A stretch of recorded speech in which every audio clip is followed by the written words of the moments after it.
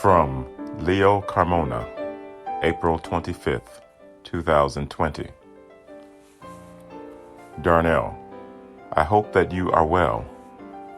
I have contracted COVID-19, as have countless others here at Lakeland Correctional Facility. There have been a number of deaths, and most unfortunately, the majority of the deceased have been patients in the elderly long-term care program that I work for. These were men that I knew and interacted with every single day. Many of us are just reeling from these developments and are trying to process and cope with the situation however we know how. It is so incredibly tragic. I don't know if it's true or not because I did not see it myself, but we are hearing that the governor said that she will not be doing any form of early releases, and supposedly some other comment about there having not been nearly enough prisoner deaths to consider that option. Is this true? I've also heard that CNN was talking about my facility, possibly yesterday or last night, but I did not see it myself. Elderly people with various health ailments need the most consideration. I know a 64-year-old who is serving 40 to 60 years for an armed robbery where no one got killed.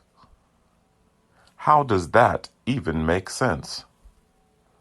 Anyway, I won't keep you any longer.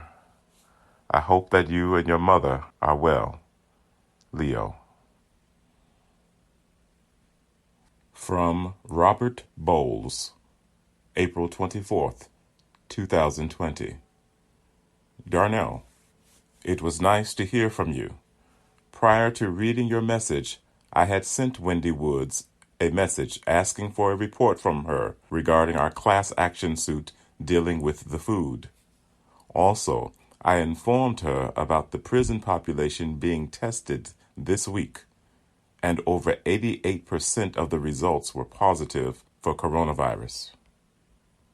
After the first incident in E2, they should have quarantined the facility, but instead, they continued to allow prisoners to go to the chow hall and even brought positive prisoners into the buildings where no one had been compromised.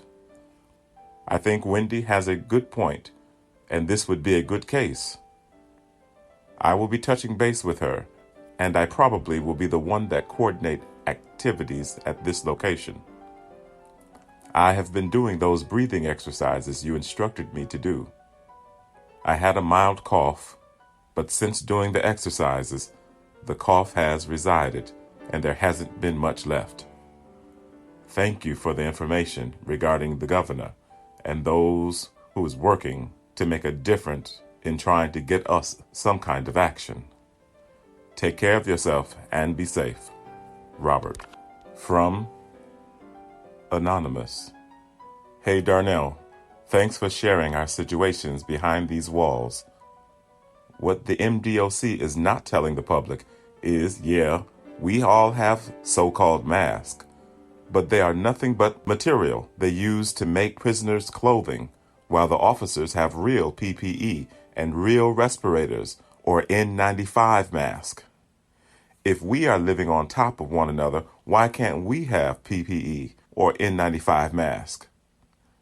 There was no need to give us what they gave us. We could have made masks or covered our face with t-shirts, like everyone is doing, because the so-called mask they gave us is nothing compared to the PPE the officers have. They don't even want to let people go early. I've seen no one go home early since this outbreak. I just seen the parole board April. My out date is in August. I have a wife and children, and a job to go home to. And I'm on chronic care for asthma. Why am I still in prison? Is my life worth 100 days?